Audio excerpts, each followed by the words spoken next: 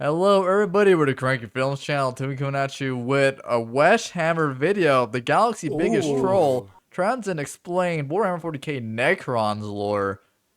This Oh, was the requested Necrons. multiple times after we did Trazyn the Infinite video for Warrior tier. Okay. So this. I'm pretty sure this is gonna go over himself instead of him. Necrons lore, bro. Yeah. Let's learn about the Necrons. Yeah, we're gonna learn about Trazyn, the guy who was narrating the whole lore of humanity and galaxy as a Yes. whole. We're gonna learn more about him Yeah. during yeah. this video. I'm pretty sure it's about Is him. his name Trazyn or? Yeah, Trazyn. Yeah. It's Tarzan. It's not, yeah, it's yeah. Tarzan. That's Yeah. what it is. Yeah, no, yeah. So I'm pretty sure this video is gonna go over him about, himself. Apparently he's the biggest troll in the galaxy. coming from the title himself. We've never seen a Warhammer video. Once again, if you haven't watched him before, go to his original video first and then come back to us. Please. Yes, this is a 33-minute and 40-second video. Let's see how it goes. Every single character in 40k has a dedicated fan base on one side, and an even more dedicated group of haters on the other. No matter who you bring up in a comment section, you're gonna get people who say that they're the best thing ever, and another group of people that thinks they're the avatar of mediocrity. Except, of course, if you're talking about Trazyn the Infinite. Somehow the galaxy's biggest troll is also Warhammer 40k's least contentious character. Sentiment on the whole with this guy seems to be overwhelmingly positive. And it makes sense. He's an eccentric collector determined to preserve the universe's history by liberating artifacts of impossible worth from lesser species that can't appreciate them like he does. He's what happens when you take Indiana Jones, Marvel's the Collector, and Ash Ketchum. Merge them all into one and download their consciousness into an 8-foot-tall, 65-million-year-old metal skeleton. His antics are hilarious, admirable, and admittedly, a little bit disturbing. But who exactly is he, and where did he come from? Oh my god. What is he all about? That's Today we're going to get to the bottom of that and learn all about 40k's most beloved character. But first, a quick shout out to this video's sponsor, and then we're going to dive headfirst into the grid mark. A lot of you in the seems like a lot of comments people have like been him. asking Oh, me the where to get banana. these t-shirts from. They come from this really cool I love company it. called Into the Yeah, AM, from the and comment they're the section, people sponsor really of like this him. week's video. Not only are their designs super unique and colorful, but they're I'm sure also we'll like him. crazy Oh, comfortable, I know. too. I already They like feel him. thicker Just than a from normal the t-shirt, and last they're video we crazy saw with him, soft. I've been wearing their shirts for about Alright. 6 months now, and so But far, yeah. even after So having far, run them through the everybody wash multiple times, there's been no I heard shrinkage nothing and like the colors negative haven't faded about at him. all. Like, I heard My something absolute bad about favorite part about like them is that Corn they're actually longer than a normal and the t-shirt. Emperor Man As a himself. guy with a big chest and a long torso, That's my boy, I bro. super appreciate No, that. no, I can't nothing tell you how negative many times about I've had a shirt that I really Trazyn. like, but after a couple of times through So, the yeah. wash, it ends up Can't wait to learn shrinking, more about him and the every single time Necrons I as a lift my whole, to be arms up, honest. it just comes up Yeah, past I the know. belly button. They're so does Into the honestly, they're AM so shirts pass the breath interesting. test? They really are. I need That that boy look shirt. fresh. They look Not good. only I do they need look this shirt. amazing and are super comfortable, Dude, look at all the they're Warhammer actually really figures he affordable, has. too. I know, bro. I'm If you're like jealous. me and you're a fan of really I'm cool actually kinda graphic tees, jealous. You can get 3 of them bundled together for $60. I need to buy some Warhammer If you really stuff. want a little bit more professional Well, how looking, much do you get Warhammer you can stuff, 3 yeah. of their basic tees bundled together for Ooh. $49.95, which is a great deal on its own. But if Yes, you use so my link much. down in the description of this video or use code You've been at it for a WESTHAMMER at while. checkout, you can save an additional 10% off your I need those entire order. shirts. Into the AM is running a Every time I massive lift Cyber my sale my worldwide, arms, with it discounts goes up from my 30 belly to button. 80% off site-wide that stack with my discount code. So you get can bigger save shirts. more money on some amazing shirts. So go to intotheam.com/weshammer today and pick yourself out something awesome. Thanks again to Into the AM for sponsoring today's video. And with that out of the way, let's get into the grid. Yeah, let's get it. The war-torn galaxy of the 41st millennium always seems to be one step removed from utter and total annihilation. The squabbling of its various species and the influence of the dark gods constantly poised to burn away everything that ever was. In such an event, new species will inevitably rise from the ashes of what came before. They will be inheriting a galaxy that bore witness to the impossible, countless marvels, terrors, and an infinite number of stories great and small. They will, however, be ignorant of all of this, and will be doomed to repeat the mistakes of their forebears. Yeah. That is, unless a certain metallic kleptomaniac named Trazyn is Trazyn. able to succeed in his lofty mission. You see, Trazyn is the self-described archivist of the Solemnace galleries, and his ultimate goal is to preserve the history of the Milky Way. He believes there will come a time when the lesser species will inevitably destroy themselves, and that his ultimate mission is to preserve what was for whatever comes after. Whether that be the Necron dynasties themselves, or whatever new species climbs its way out of the primordial ooze. Even though he's an incredibly powerful and influential Necron lord that controls legions of his own soldiers, he's more of a researcher and a historian than a conqueror. When him and his legions march to war, it's not necessarily out of the desire for conquest, but more as a byproduct of the necessities in procuring some of the more well-guarded relics he has set his eyes on. He's a rather complicated individual and stands apart from most of 40k's His weapon looks cool, bro. Those weapons. Especially when compared to the other Necron lords, who seem to be more fixated in taking back the galaxy from all of these newfound squatters that have shown up since they went to sleep. When it comes to Trazyn, This is my planet. I was here 10,000 years ago. It's important to preserve history, but at the same time, he's also a little bit of a kleptomaniac, basically just showing up to take whatever the hell he wants under the guise of some kind of noble mission. He doesn't like to use the word steal. He doesn't steal anything. He liberates relics of antiquity, something that previous owners don't ever really seem to appreciate. His antics have gotten him banned from numerous Necron worlds, and he has very few contacts left that wouldn't immediately kill him on sight. Trazyn has lost count of how many times the other Necron lords have sent assassins after him. My God. And unfortunately for them, through his remarkable cunning and the use of countless surrogate bodies, he never really stays destroyed for very long. The act of being murdered proving to be little more than a minor annoyance. The success of his mission is paramount, and he justifies his actions by claiming if he was able to find some way to explain himself to the lesser species, it's an anime. they would certainly come to understand the elements of what he was trying to do. But how would he even go about doing this? That'd be kind of cool. How do you explain to humanity and other species like them that their lifespans are so finite that to an immortal being like Trazyn, the purpose of their existence basically boils down to a handful of artifacts or important individuals, that they should be willingly giving them up instead of selfishly clutching onto them? To him, trying to explain himself to such barbaric individuals is unfortunately a pointless waste of time that could be better spent acquiring even more important pieces of history. So he takes what he wants and moves on to his next pursuit, making a whole lot of enemies along the way. Trazyn's enemies see him as a monster, a tyrant come to unleash not just legions of Necron soldiers, but also a bizarre menagerie of monsters and aliens, sometimes even their own soldiers that have been mind-shackled to him. Trazyn's an amazing picture. A thief, a monster, an abomination, a tyrant, and thousands of other hurtful names. And he understands why they would fling such unwarranted insults at him. I mean, really, he gets it. But from his perspective, he's the most altruistic person in the entire galaxy. It's just unfortunate that everyone else is too primitive to understand that. The relics that Trazyn has stored in his galleries are inconceivable. From ancient weaponry thought lost millions of years ago during the War in Heaven, to entire regiments of guardsmen and space marines, locked in stasis for all time. And speaking of those galleries, to understand Trazyn, we need to understand the world that he calls home. Is that a the Tyranid? world of Solemnace. Yeah, so pretty much my man he literally just like, oh, that's a pretty cracked space marine guy. Let me take him and freeze him in time pretty much in my museum. At least he's alive. He's cool, bro. He's cool. He's sick. He's a collector. He is a collector. He collects everything. He goes to your world. True. You know what? This is your pinnacle. I'm gonna take it because you're gonna die off in like 2,000 It doesn't seem years. like you appreciate it. Yeah. So I'm just gonna take this. Yeah, let me take it off your hands because I actually enjoy it way more than you. For real. Yeah. I just find it funny that the other Necron lords just hate him. Right? They'll kill him on sight. Yeah, send assassins That's right. and everything. But you can't really kill the Necrons because they just rebuild their bodies after a while and resurrect. Yeah. Because that's their curse. They just can't die. Live forever. Yeah. Thanks to the old one. Well, what was it? No, it was the other guy. The other one, yeah.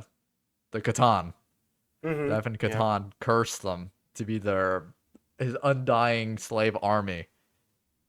Well, that backfired, as we can tell. My man. Jeez. I dude, that's so cool though. We gotta learn more about the other Necrons, generals or lords. Yeah, we definitely do.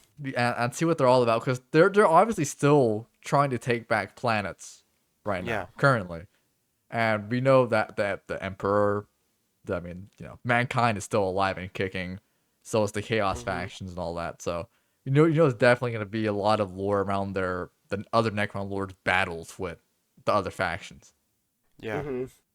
That's gonna be so cool to see. So yeah, let's go ahead and continue. Reload the video. Things that Trazyn has taken and stored in his galleries are inconceivable. From ancient weaponry thought lost millions of years ago during the War in Heaven, to entire regiments of guardsmen and space marines, locked in stasis for all time.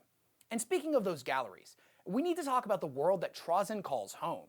As we've established, Trazyn is a particularly eccentric individual, so we should expect no less from his kingdom. For a long time, we didn't really know too much about it, other than it was the place where Trazyn stored his vast collection. But with Book 2 of the Fabius Bile trilogy, we finally got a decent look at this place. So first and foremost, got another book right there, Brandon. Refer to it as a planet from time to time.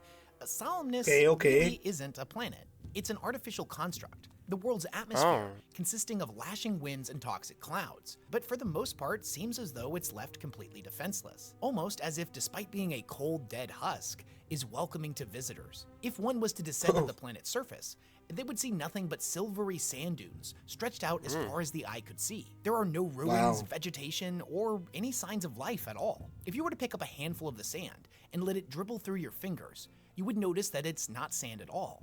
Each individual speck is a micro machine, so tiny that as they fell through your fingers, the wind would catch them and carry them off to a new destination. When Fabius Bile did this, he could have sworn he saw a skeletal face leering back at him in the cloud of nanomachines, almost as if whoever made this place had a pretty interesting sense of humor. The machines act as trillions of minuscule solar cells, receiving transferred energy from a massively powerful star the entire world is formed around. And the toxic gases and winds are a byproduct of the tiny machine's synthetic photosynthesis. It's an impossible place that, even to a great and terrible mind like the one owned by Fabius Bile, makes absolutely no sense. Its technology is just on a completely different scale. When Fabius Bile journeyed to this world, him and his followers were trying to figure out how to get inside of it. They had worked out a system where if they used their ship's signal jammers, they might be able to interfere with the nanomachines. But before they could put their plan into action, the nanomachines directly beneath their feet all hardened together into a large circular platform. The platform then began to descend downwards, creating a massive tunnel through the dunes. Once they finally broke free from the undulating mass of nanomachines, what they saw was pretty spectacular. And I'm going to read a passage from the book that describes exactly what they were seeing. They just invited him into the Fabius museum. looked around in growing wonder. Jade lumens flickered to life across the vast space that they now found themselves in. In the emerald radiance, Fabius saw that their platform was one among hundreds, each set equidistant from the others and at varying heights, mounted atop deceptively thin towers of smooth stone and featureless metal. Instinctively, he activated the armor's augers, trying to get a sensor map of his surroundings. Each of the platforms was connected by a single walkway to the edge of an immense circular tier. There were thousands of tiers, each rising to impossible heights and descending to imperceptible depths, all along the vertical curve of what could only be a colossal sphere. Each of the tiers was occupied by what appeared to be a labyrinth of prismatic galleries, winding back into the heart of the vast structure. And all were slowly, almost imperceptibly, moving, rotating, the way a world might rotate in its place in the firmament. He murmured in awe despite himself. Questions sped across the surface of his mind, one after the next. This place was nothing so much as a gargantuan orrery built around a caged power source of incalculable potency. I was right. No. He said, thumping the ramp of the gunship with the ferrule of his scepter. The sound echoed loudly in the silence. It's a Dyson sphere. I would guess that it has been here for some time, longer than humanity has prowled the stars. In certain Eldari text, it speaks of a great war in heaven. Most of it is allegorical nonsense, as can be expected of such a culture. But if you were to compare it to other Xenos records, there are hints. Star gods and cannibal suns, warp spawn and soulless legions that were more monstrous than any abominable intelligence. Machines that devoured entire worlds for fuel. Vampiric entities that drained the energy from stars. Cannons that could split reality with a single shot. Oh my god. That's the Necrons, bro. That laid waste to every galaxy in the universe. A war our existence has yet to recover from. That's Glorious crazy. to think of it, isn't it? Palos grunted. If it's the truth. What is truth? but the perception of fact. The fabled prismatic galleries of All right, we'll pause. Oh, Okay, wow. so these guys are just, I'm guessing like a human, right, and a space marine, Yeah. from what we've Yeah. seen. Just imagine just finding this place, somehow landing know, on this right? toxic like planet-looking sphere. All Uh. just these, dude. The nanomachines are crazy. They're crazy. Yeah. They're cool. Yeah, no, I mean, they're as thin and small as sand, Yeah, and then they all hardened like that yeah. They into one big, like, that's they crazy. legit made they just forged a platform and Mm-hmm. made a hole directly to like this museum. That is sick, dude. Yeah. So this Yeah, this and- yeah, go ahead. Nah. Yeah, so like this It's whole, just so cool. yeah, so this whole planet is a living thing with those microbots. Yeah. Just like, auto repairing everything because they're being fueled off of the captured sun that's in the center of this planet, hollow planet, right? It's obviously not man-made, it's Necron made. Hollow planet that will never die. It's just self-repairing everything, just keeping everything perfect, and it has a natural barrier of like a toxic cloud just constantly Yeah. orbiting around the planet because that's the byproduct of the photosynthesis from the nanomachines. Yeah. It must be so crazy, just like these guys just land here. It just be so like mind-blowing to see how advanced this place is compared to their Oh, yeah, current totally. stuff. Yeah. Yeah. Not to mention that Honest. they have Trazyn has some relics from the humanity's golden ages in here too. That was once Is there a thought was TV? lost. So Is there an HD TV? I wouldn't doubt there being an HD TV in there. There's probably like a 16K TV in this, okay? Good lord. But yeah, it's just crazy. I just wonder if they see like some of these old humanity relics that they can't replicate anymore, and they're gonna try to steal Oh it. my gosh. Yeah, that's... Oh, man, dude. I'll tell you what, man. Like, the way they're reading the passage from the book, Yeah. like, it's Yeah. so well written. And, like, you could tell, like... I mean, yeah, it's so, like... I mean, it adheres to detail, truly, but... You could just see... I mean, you can see their emotion. You listen to the way, like, that voice was fantastic, they were reading. Oh yeah. Yeah. It was fantastic. That's why I'm so excited to like read some of the books, because like it's not just, passing over and giving you the brief vagueness of what's happening. I mean, you're actually with them as it's happening. Yeah. They're telling you how they feel, their emotions at the time, what they gain from it, the actual people.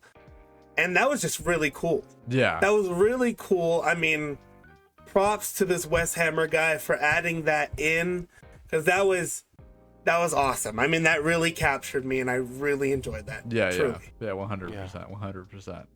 So this is my real question though: does this collection have a intact STC?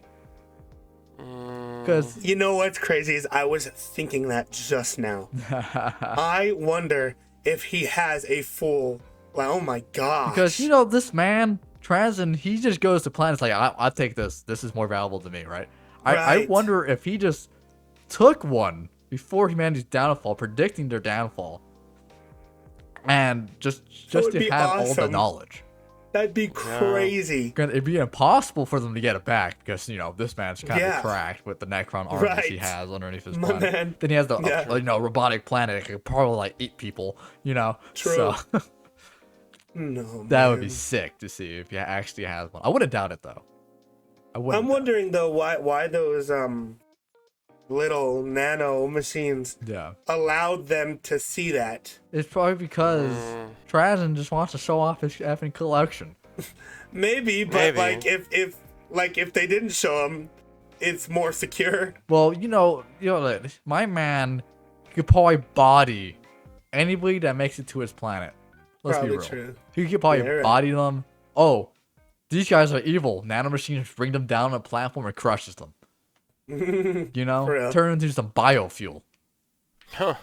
Yeah, I mean that planet itself just seems Biofuel. crazy. Yeah. Like it could probably just not let them leave. Yeah, like the guy said in the passage, like this technology is just beyond them right now. Mhm. You know, like because like they wouldn't stand a chance at all if they tried to fight against this planet. This planet probably has the most cracked defense systems ever. I'm sure. Yeah. All right. Anyway, Let's continue. We talked a little bit too much. Thank you for watching. All right. Let's go. Solemnace are packed full of some of the galaxy's most valuable and historically relevant artifacts from across space and time. However, it Wow. doesn't contain just physical objects, but potentially billions of living individuals as well. Whether they be figures of historical importance or entire battles, each participant What? frozen in time and snatched away to be stored in Trazyn's mighty collection. I don't know. They Like get Frozen? bodied. Trazyn's They get bodied trying to ducking steal from him. underneath bolter shells frozen in Wait. the air and making a minor adjustment. Yeah. he can just.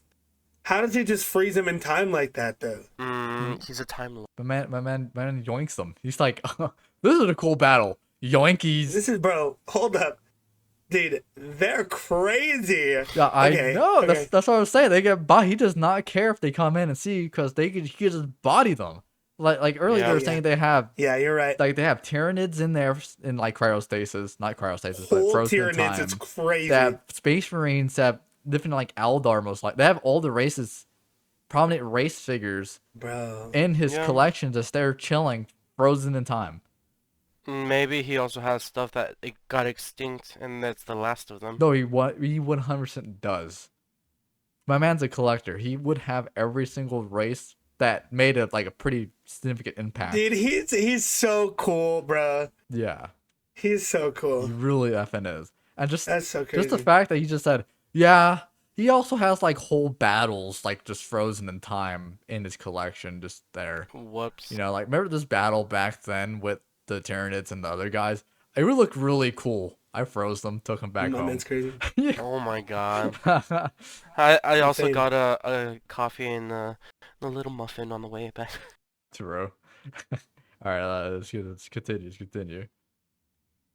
To cloaks billowing in the wind, moving soldiers around ever so slightly to truly capture the emotional impact of a battle. He's not just a history nerd, but also fancies himself He's a a great history nerd. storyteller, History nerd. making sure his exhibits don't just tell the historical facts, but also tell Wow. a great story and capture the emotion of the battle. Unfortunately, sometimes these yelling? ideas can conflict with one another, and he has to make concessions.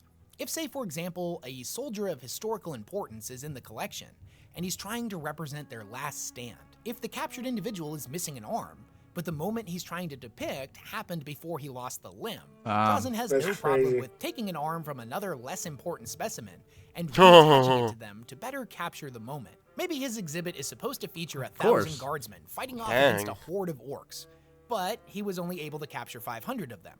In this case, he may grab another 500 from a different gallery to fill out the ranks, even if those soldiers came My from a man's completely different planet crazy. and time period. Hey, no way. Okay, I gotta pause right there too. My man's treating these guys like action figures. Yep. You know? Yep. He's like, Basically. dude, my army's a little bit low. Let me go to my friend's house and borrow like 3 from him. You know, just like that. Oh man, my figure, he fell and broke. His head got cut off. He's Oh. a perfectionist, bro. Well, let me get some super glue and attach it. My man is crazy, but he's cool. True. I wonder if they actually die if that happens, No. or if it's just Oh, mean, are they I don't technically think still if alive. they do die, they die once it gets unfrozen. Yeah, I think the concept of death is they're already dead because they're frozen in time now as like Yeah. objects. So they wouldn't even perceive what's going on at all. Unless they do perceive what's going on though, and they just stare at the same scenery 24/7 for the rest of That their would life. suck, bro. That would Because I'd be hot, bro. I'd be like, I can't. What am I ever doing? I'm never going to move. Yeah. Oh my god, I'd be I heated. think at that point your mind breaks and you just become an empty, stupid. Yeah, no, skull, bro. you know, you're just Freeze me there. in all time, bro. Yeah. All right, let's continue. We're pausing. All right. They even grab some historically inaccurate outfits for the implanted guardsmen, if it matches the original exhibit, balancing historical accuracy, limited supplies, and a good story. all of which can prove to be a pretty difficult task, but it's one that he is wholly dedicated to. And when you love what you do, it never really feels like work. Some of his treasures include an ossified husk of an enslaver, and the fabled Wraithbone choir of the Altanzar craft world, the preserved head of the ecclesiarch Sebastian Thor, who took over after Vandire's reign of blood, a library of written documents, said to be so vast it rivals even the fabled Black Library of the Eldari, the world spirit of an Exodite Eldar planet, regiments from just about every different Astra Militarum world, artifacts from the Necrontier's ancient past during the times of flesh, Astartes from various different chapters and legions, many of those individuals predating the Horus Heresy. An my entire God. Tyranid splinter fleet, which we'll get into a little bit later. Entire A preserved fleet? and possibly Yeah. still alive Krork, complete with its impossibly advanced armor, an intact Catan shard, a damaged but still functioning webway portal, a troop of Harlequins, and a massive stock of Ain't no uncorrupted way. Emperor's Children. He has a bro. webway? Does he have a void he ended up dragon, trading bro? this away to Fabius Bile for something far more unique. A perfect clone of the Primarch Fulgrim. What? so Wait. A perfect ass clone of a Primarch. Right. That's interesting. My man is crazy there. My man is crazy. Dude. My man's like, I want an authentic replica. Yeah, I know, right? You want a 1-by-1 scale. Wishes he can get the real. True. Effing true. He my would. He would God. have too. 100%. I wonder if he tried. He tried, yeah. Man, I bet I bet he wishes he could have gotten the Emperor, bro, in his prime, bro. Oh, dude, you know damn well once like he sees humanity like super gone and the Emperor's still on the chair, he's gonna yoink the golden throne with him on there, saying this was almost peak achievement. Yeah, I know. Yep. I bet he would have loved to have like got in that exact moment. He was about to they were about to kill The Horus. Yeah, Yeah, dude, like right. frozen that exact moment, Yeah, bro. right before Horus like cut stupid the Emperor and the other Primarch got stupid That slain. exact moment. That would have yeah. been heat. That would have been a fire scene to That capture. would have, but that would like totally just bosh the whole humanity. Oh yeah, for real, yeah. Yep. True. Yeah. Absolutely see how- true. Yeah. Now to see how he did it. Yeah. Let's continue. And to really highlight that one, a perfect, uncorrupted clone of the Primarch Fulgrim, complete with all of his memories and previous honor intact What? from before he was corrupted by Slanesh. This is possibly one of the biggest additions to the lore in the last 5 years, and could be the beginning of one of 40K's most memorable storylines, the redemption of Fulgrim and the Emperor's Children. Can you imagine what it would look like if out of all of the Primarchs to return next, it was Fulgrim as a loyalist? What implications could this have for the future of Isn't he mankind? the- What would it look like if Isn't he the leader of the blood, the No. red blood? No, not the Blood Angels. No.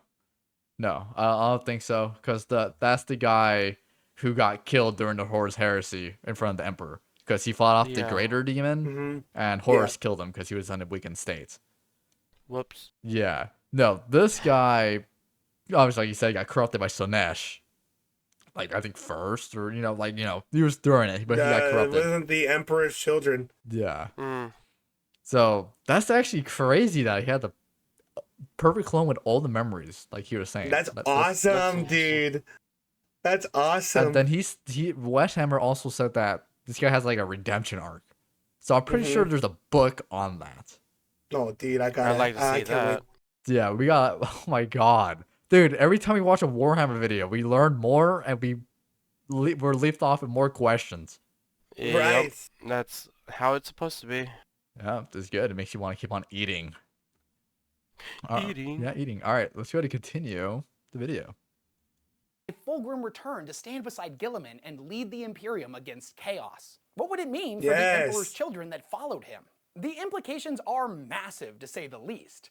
But that being said, if I know anything about Trazyn, it's that he isn't going to just give away a mint condition 2nd edition collectible. True. So we're probably never going to find out. Hey, just It gonna. was like the action grows, the more Crazy. ambitious Trazyn becomes, often setting up displays for future acquisitions. Now, one particular exhibit of note is a resplendent golden throne room, waiting for the day when he manages to obtain the centerpiece of his human exhibit and the crown jewel of his entire collection. Now, how he's gonna manage to break into the Yeah. Imperial Palace to steal the Emperor Yeah. I'm at about to do time what the humans is used to something call a that, devious admittedly, lick. he hasn't No. quite worked out the details on, but he's working on it. It seems like out of all of He the wants it. marvelous oddities and He antiques wants that it. Trazyn has managed to collect, the one thing he hasn't been able to obtain is a friend. Oh. Wait, no, never mind. Oh. He captured one of those too. Oh, hell In yeah. the short story, The War in the Museum, Trazyn is attempting to Another catalog book. a splinter hive fleet that he managed to capture. One of the specimens in the collection, a lictor, manages to escape and starts rampaging through his galleries. Trazyn inevitably tried to capture it himself after his Lich Guard proved to be ineffective, resulting in the lictor getting the jump on him and ripping his head off. After he wakes up in a new body, he decides that it might be for the best if he gets another expert to help him handle the situation. So he goes to one of his exhibits on the Adeptus Mechanicus and releases a Magos Biologus from stasis. Trazyn greets him like he would an old friend. The Magos requests that next time Trazyn puts him in stasis that he leave him conscious, and Trazyn tells him that that's a really bad idea. He They're would not definitely conscious. go insane not being able to move for 100 years. The Magos rebuttals this, informing him that the amount he could accomplish in silent contemplation for a century would be worth it. The story doesn't really specify much about their relationship, Okay. but they greet each other like old colleagues, each wholly driven by the pursuit of knowledge. The Magos specializes in Tyranid organisms, and apparently they've worked out some form of deal where everything that he learns through his dissections, Trazyn will package and send back to the Mechanicus in exchange for him staying here on Solemnace. Over the course of the story, okay. the Hive Tyrant that Trazyn was attempting to dehydrate and place at the center of the exhibit pulses out its synaptic link and starts to awaken all of the other Tyranids, something the Magos had specifically warned him about. And trying to put a living Hive Tyrant on display was, to put it mildly, Right. a really stupid idea. A notion that Trazyn quickly dismissed. There's a really interesting scene in the book where we get to see what it's But like it's inside of cool. some of his exhibits. Trazyn and the unnamed Magos, as well as a pair of Sisters of Battle that have been mind-shackled to him, end up on a command barge and are sailing across the exhibits as all of the Tyranids start to wake back up. Each of the Mind-shackled. galleries underneath them is enormous, and if you didn't know what you were actually looking at, they would each look like a different war-torn battlefield from across the galaxy, with the exception that at each of their borders was a half-mile-tall steel wall that separated Bro, all. it's the When the wall. command barge Yeah. flies above them, we get to see that each one is a completely different exhibit with a totally different setting. One being a bombarded cityscape, while another is a frozen tundra. As he flies higher into the air, we can see that there are countless other walled-off exhibits just like these. As the Tyranids begin to rampage through the other galleries, the skimmercraft approaches a giant cylindrical tower. It's described as a giant library, multiple rectangular-shaped shelves, each containing a different display. One has a group of guardsmen fighting off against the orcs, while another depicts a clash between space marines of the Horus Heresy era. Every now and then, 40K can get a little bit meta. And this Wow. tower sounds an awful lot like many of the display cases some serious Warhammer collectors may have in their own homes. That's cool. I personally That's have cool. one myself in the studio Dude, where he's I a record all player. of my videos. But Nice. I imagine Trazyn's collection is a lot more impressive. Despite having spent his life as a historian and not as a warrior, Trazyn is no slouch in combat. Like all Necrons, he is gifted with the living metal body of Necrodermis that is able to repair itself from practically any injury. If his body does receive catastrophic damage that is too much to be repaired, he can immediately transfer his consciousness into a surrogate, whether that surrogate be nearby or all the way across the galaxy. If he needs to stay wherever That's he's at, crazy. he can also transfer his consciousness to pretty much any other Necron under his control, That's allowing crazy. him Oh to my- jump back and forth between different Necron bodies, escaping Oh death my each and every gosh. jump. His weapon of choice is a staff known as the Empathic Obliterator, said to contain technology designed by the Old Ones themselves. It has an inbuilt resurrection orb and fires beams of psionic energy. The technology at Trazyn's disposal is frankly remarkable. Resurrection He's beam. able to open dimensional pockets to move great distances in the blink of an eye, and with the wave of his hand can emit a stasis field that, at one point in the Infinite and the Divine, stops a 6-ton stone hammer that was about to destroy him, locking it in place with a flick of his wrist. He didn't even stop walking to take a second to look at it. My man's waving Giga it off Chad. like one would a fly. Possibly his most iconic weaponry is a combination of inventions known as Tesseract Labyrinths and Mind Shackle Scarabs. The Mind Shackles are basically a tiny specialized version of the Canoptic Scarabs that the Necrons use to control other alien species. Oh. Once unleashed, the Scarabs will burrow themselves into the victim's head and interfere with their cerebral functions. They aren't Oh my always gosh. activated right away. In fact, one of their primary uses is to stay dormant for years at a time before receiving a signal from the Scarab's commander to activate. On one hand, the victim could become a full-blown sleeper agent, Or it might be a lot more subtle. The scarabs may just insert an idea here or there to slowly begin to manipulate the target into taking courses of action that way. are Scary, beneficial to bro. the Necrons. In more extreme examples, they can completely control the victim. It makes them into a puppet that can be Interesting. turned into attacking their own comrades, surrendering important information, or even just killing themselves. Cranking up the control like this has its drawbacks and can cause the tiny Goodness. scarabs to overload after only a few minutes. Trazyn tends to not Whoops. utilize them in this way. Most of the examples we have of him mind-shackling humans show that he only makes it so they can't attack him, choosing to instead engage in dialogue and striking a bargain. He'd rather Okay. make them into allies of convenience rather than just outright dominating their minds. Besides, he finds that his captives tend to fight back against his enemies just fine if he deploys them into an immediately dangerous situation. The second device that he uses is what is known as a Tesseract Labyrinth. They take the form of a small glowing cube, about the size of a human fist.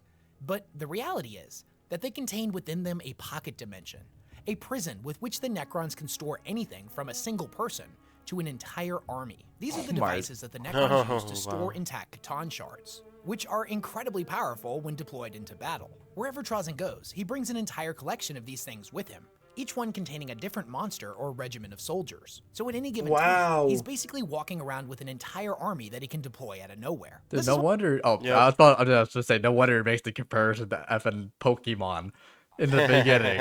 I was literally just about to say that it pops up. Damn, that's crazy. He's like, Tyranid Swarmlord, I choose you. Starts Right. ripping everybody in shreds. Goodness. I cannot imagine that.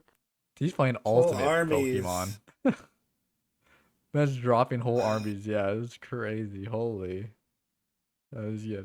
why everybody jokes that he's the ultimate Pokemon master. Even though he's incredibly powerful, Trazyn does have his weaknesses. He tends to get hyperfixated on things he finds interesting, and as somebody with the ADHD, I can totally relate to that. When this happens, his circumspection protocols tend to be diminished. And when it comes to warp sorcery in particular, it is said that he is like a deaf man at the dinner table, able to make out words through dampened sounds and lip reading, but not able to even notice the voices of any participants he's not directly focused on. Now, as I mentioned before, see. he's not really a warrior at heart. He's a man of science and history, but you wouldn't exactly know Alright. that by watching him fight. There's a pretty great example of this in The Infinite and the Divine, where at one point Trazyn and Orkin come face to face and end up locked in Orkin. combat. Both participants move so quickly that their bodies appear as metallic blurs that are Oh. impossible for unaugmented human eyes to track. Their machine minds processing information at lightning speed. Orkin is able to glimpse into the future and examines a million different possible destinies to determine the specific microsecond he needs to swing to deliver a killing blow. While simultaneously, Trazyn's mind will jump to a new body the second Orkin's blade impacts him. Oh my- And in the exact same second, the new God. surrogate body is already charging back into his foe, a blow aimed at his head. This battle seems absolutely insane, but the narrator of the story takes a second to remind us of something very important. He basically says, listen, what you're hearing described is definitely remarkable. The fight of the millennia. Two superhuman individuals buffed to obscene levels by ancient technology and techno-sorcery. But bear in mind that if this had been the time of flesh, this battle would be an unbelievable embarrassment. We as the audience are basically watching two metallic gods clash with one another, but the narrator is here to remind us that the reality of this situation is it's basically just two angry old men hitting each other with their Yeah. canes. Frankly, I don't give a damn. Oh, I'll tell you no. this, only one of us is gonna walk out of here alive. Bring it Oh, on! oh my god. That's funny, bro. Me too. Yeah, because they can't die. They just This get was a repaired. good episode too, a Family Guy, bro. Oh, Oops. Oh, they almost died. That was 6,000 moves in a second right there. Oh my god. Oh, we swapped bodies.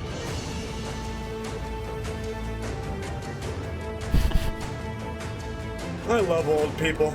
I fucking love this book so much. Ha! I also really don't want to spoil it for you, so if you like Trazyn, if you like Oh, the thank Necrons, you. Yeah, it's on our. definitely I check put them that out. in their Like list with already, most Bren. Necron characters, their Oh, individual good. histories during the times of flesh are mostly lost to time.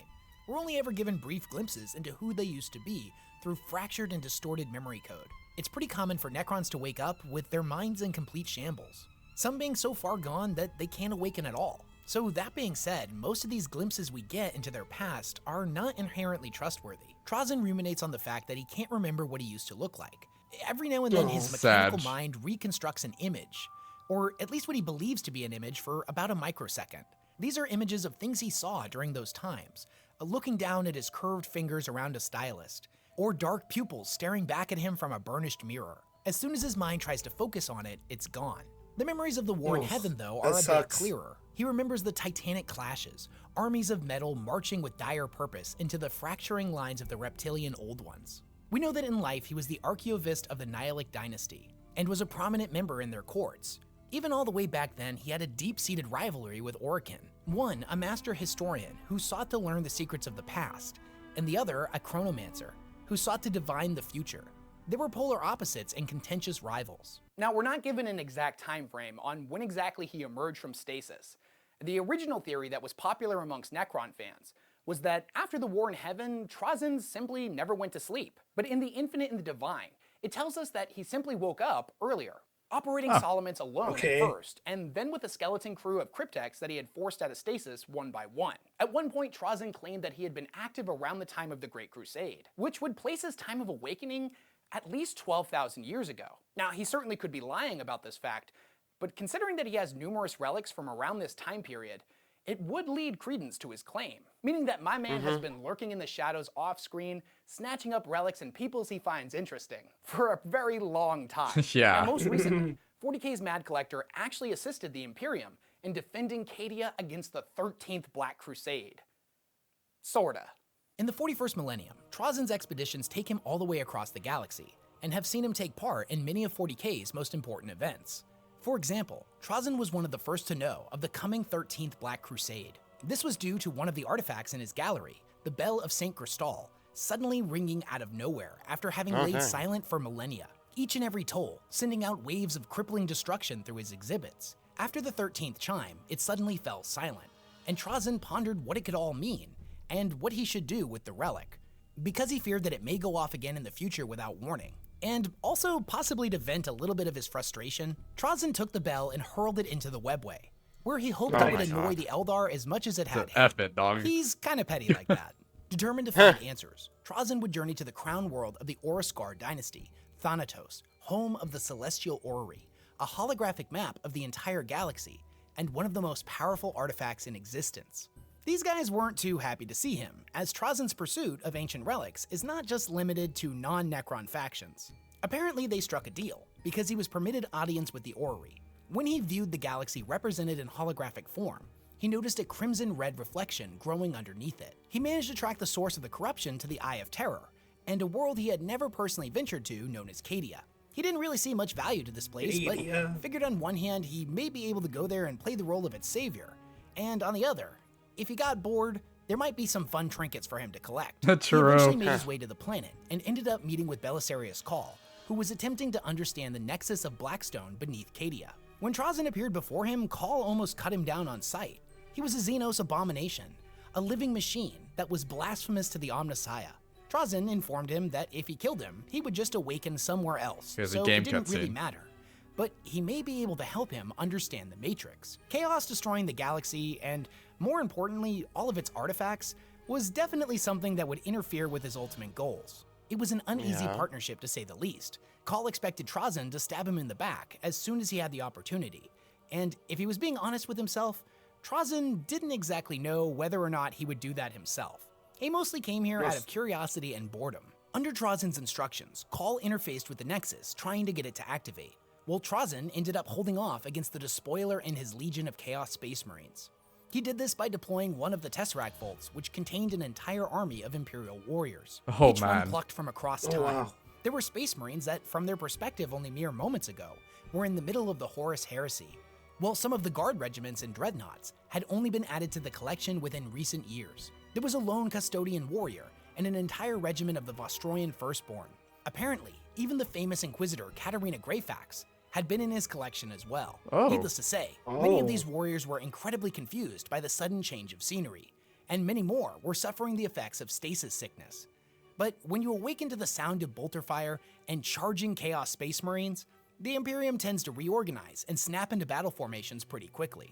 It was around this point that Trazyn decided that the hero life wasn't exactly his thing, so he left the fighting to the surprise reinforcements. So what did Trazyn do during the rest of his stay on the war-torn planet of Cadia? Chill. Did he present himself as a savior figure to the other Imperial fighters? Was he instrumental in pushing back chaos? Did he even make an attempt to save this world? Nah, he saw the writing on the wall, that the battle was lost and he had grown bored of being a hero anyways. So he lurked in the shadows, looking for some kind of prize to take home with him. There were so many choices, so much history was being written this day, and he only had one empty Tesseract labyrinth with him. Damn. His prize would eventually come in the form of Castellan Creed, the supreme commander of Cadia's military forces, who had decided to stay behind and die with dignity. Determined to make one last effort and take a few traitors down with him, Trazyn found him bleeding out in the swirling dust and told him this need not be your end. Eternity awaits, before trapping him in the labyrinth. He then teleported back to his world with his prize in tow. Trazyn wasn't really sure if he was a hero or a thief, Every time I even though see he had this. been called the latter hundreds of times in the past. In the act of liberating the Trazyn Supreme himself. Commander and technically saving his life, he had somehow found a way to be both. The fact that Cadia was ultimately destroyed, Yep. and the Eye of Terror would end up spreading its influence across the galaxy, to him was little more than an unnecessary footnote on a great story. It's really no surprise that Trazyn is such a Absolutely. beloved character. He's hilarious, cool. compelling, super I know he mysterious, is. and his stories cover a pretty wide range of emotions. We love laughing at his crazy antics and general Colin was that picture. dickishness that tends to run in stark contrast to the super serious tone of 40K. But there's also a deep sadness with Trazyn. For the most part, he's completely alone, a being out Yeah. of time, who's driven forward only by his mission. It's crazy to think that before 5th edition 40K, the Necrons really didn't have a personality other than kill all humans. And the even crazier thing is that we owe his creation to one of the most contentious literary figures in all of Warhammer. I'm talking about Matt Ward, the author of the Necrons 5th edition Codex. Now, I'm not gonna do a whole thing on him here because honestly, that's a video in its own right. But if you're not familiar with him, just know that he made a lot of changes to the lore that old school Warhammer fans absolutely hated. And whether right or wrong, they tend to blame him for pretty much all of 40K's problems. Now, I would never dare to attempt to speak for the entire community, so I can only speak for myself here. But Mr. Ward, if you're watching this video, I just want you to know that I forgive you for all of the Ultramarines and Grey Knights nonsense. What you did with the Necrons, and specifically Trazyn, is kind of remarkable. So thank you for giving us such an awesome character. But what do you guys think? Yeah. Is Trazyn That's the a cool best character. in all of 40K? Yeah, I like or him. is there somebody that you think is a lot cooler? What's an underrated character that you think I should make a video on? And what do you think about that whole Fulgrim thing? Do you think we're actually gonna get a loyalist Fulgrim? Or do you think that plot line is kind of dead in the water? Thanks to everybody who watched this That'd be video cool, all the but way I doubt through. it. It really helps my channel out and it means the world to me. And if you like content like this, go ahead and like and subscribe. And hit the bell if you want to be notified when I post another video. Big thank you to all my patrons that support my channel and All right. Wow. Okay. My man is crazy. Truly is. I already thought truly. he was nutty when we heard that he was there from the beginning of the whole universe. Yeah. But now we know the extent of how crazy he is. Man, Yes. man literally stills. He takes and He does appreciates it take. more than the original I mean, race. he puts it on full display. I mean, he treats them like, you know, his precious Collectibles. Yeah. artifact collectibles. Yeah, he owns them, he loves them, he cherishes them. He said, I'll give you eternity, but don't worry, you're not dying here. You're not dying here. Unfortunately, bro, you're going to be there for all of eternity. I know, right? Frozen in time. At that point, just let me die. But At that point, leave my consciousness there, bro. Just let me go insane. no, but at that point, like, I mean, look, so you won't really feel the passage of the time at all, right? Yeah. Like, by the time you wake Not up, really. you feel like you're waking up from a nap. Yeah. Like yeah. that one guy said, leave me conscious next time. Yeah. Because a century of being in my own thoughts, right? He can think of a lot. Yeah. So I mean, yeah, he doesn't leave him conscious normally. So probably, like he said, to prevent him from going insane. Yeah. Mm-hmm. Yeah, but this guy was. I mean, this guy was fantastic. This video was amazing. by Wes Hammer. Wes Hammer is great. Like we said in the beginning, go check him out. Because he's great. Yeah, he's really cool. Yeah, so it's just a trip to think that my man had these Tesseract cubes that could hold legions of armies and people in it. And just the sheer, just imagine being one of these soldiers, right? Like before the Horus Heresy, and you get captured by Trazyn. And then all of a sudden you're thrown into another battle, but it's after the Horus Heresy, and then like you're fighting against like these other Space Marine legions that you would never, that you thought they were friends. That's right. And that they're like, deformed because of obviously they're part of the Chaos faction now. That would be the most trippiest thing. Oh, it would be. Ever. That will be trippy. It would be trippy. Like imagine if you're like part of the Iron Warriors, right? Before the Horus Heresy, and you get captured. Yeah. And then all of a sudden you get brought back by him to fight Iron Warriors that were corrupted by Chaos Gods. Right. Dude, you wouldn't even know what to effing do, to be honest. No, for real. I mean, it'd be so jarring. Yeah, it would be. But then, like he said in the video, once you hear the bolters firing at you and people screaming, you go into a combat mode. You snap back. Pretty cool. I mean, probably the best thing. Yeah, I mean they're trained to like they're warriors. So. Oh, they are warriors, bro. They're hardened. Yeah. Yeah. They'll be confused for like 10, 20 seconds, depending on the person. And then as soon as you feel like you're getting shot at, you're instantly okay. I gotta live. I gotta fight back as soon as possible. I would be like, I gotta dip. 100%. I'm gonna run. No, but it's interesting that like he just simply woke up before everybody thousands and thousands of years before the other Necrons. Yeah.